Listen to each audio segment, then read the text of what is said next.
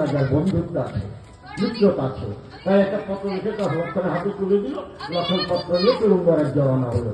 এদিকে মহামণি বাবু কি করছেন? আমাদের প্রবচন কেন কালে এক মণিপত্নী এসে সংবাদ দিল তোমার আপনার নাতি হয়েছে,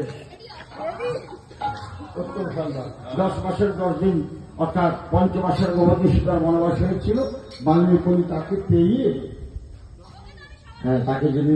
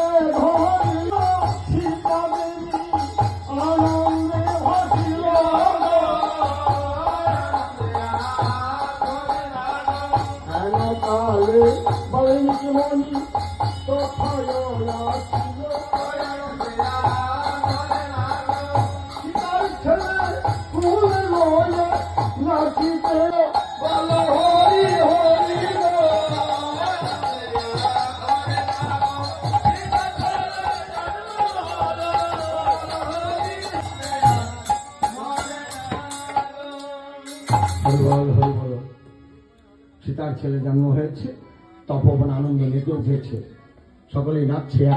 মায়ের কাছ থেকে যদি আপনি অভয় দেন তাহলে বলতে পারি, বাচ্চা হেতার কোনো ভয় নেই, বল। তখন বলেছিল মহারাজ, আমরা সবাই বুদ্ধি করছি, আপনার যত কাজকর্ম আমরা রাত্রেবেলা করবো, বলে কেন?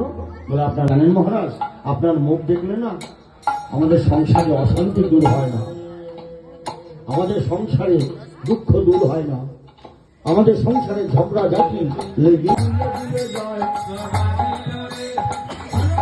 পরে গিয়ে লকুশির গলায় তারপরে মহাযুদ্ধ আরম্ভ পরে চোখা চোখা মানে তারা রণ ছেড়ে দিল। আবার কেউ হারে না, কেউ জিতে না, দুজনাই সমান। বানের বিশ্বে বনমারিয়া করে খান খান হেনকালে ঢলকালে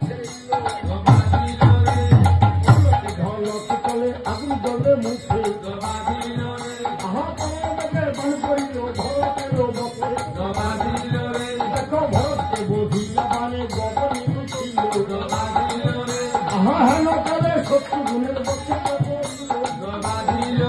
দেখো এক বানে দুই বীর ধুলাকে লুকায়।